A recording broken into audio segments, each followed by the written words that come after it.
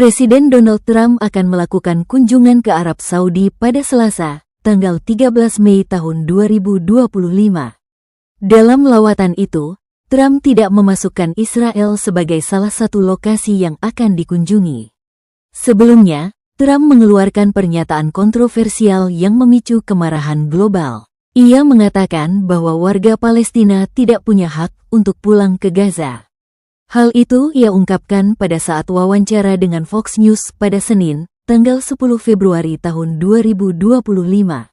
Apakah warga Palestina akan memiliki hak untuk kembali?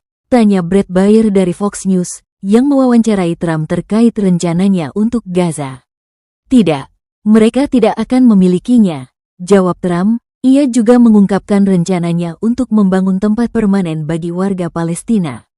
Rencana Trump itu dengan tegas ditolak oleh warga Palestina. Mereka menyatakan bahwa tidak akan pernah meninggalkan tanah kelahiran mereka. Mengutip dari NBC News, seorang mantan utusan AS menilai Trump memiliki kebijakan yang berbeda dengan Netanyahu mengenai Timur Tengah, antara lain perbedaan pandangan dalam isu Iran dan serangan brutal Israel di Gaza.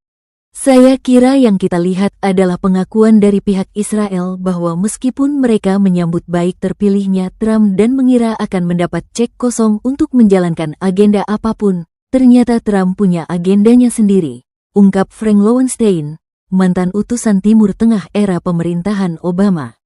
Trump, yang dulunya mendukung penuh Israel termasuk pencabutan pembatasan senjata dan agresi di Gaza, kini tampak berseberangan dengan Netanyahu.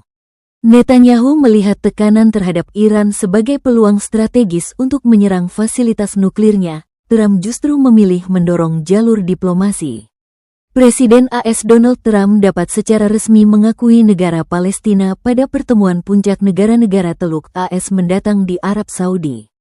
Palestina diakui sebagai negara berdaulat oleh 147 negara, termasuk Rusia dan sebagian besar negara di Timur Tengah, Afrika, dan Asia. Namun, sebagian besar negara Eropa Barat, Israel, dan AS tidak secara resmi menganggapnya sebagai negara berdaulat.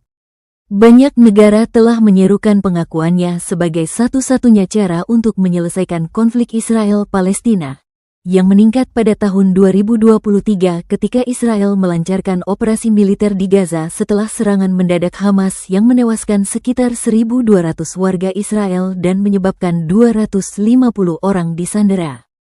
Presiden Donald Trump akan mengeluarkan deklarasi mengenai negara Palestina dan pengakuan Amerika terhadapnya, dan bahwa akan ada pembentukan negara Palestina tanpa kehadiran Hamas, kata seorang sumber diplomatik Teluk, yang menolak disebutkan namanya atau mengungkapkan posisinya. Sekian berita hari ini.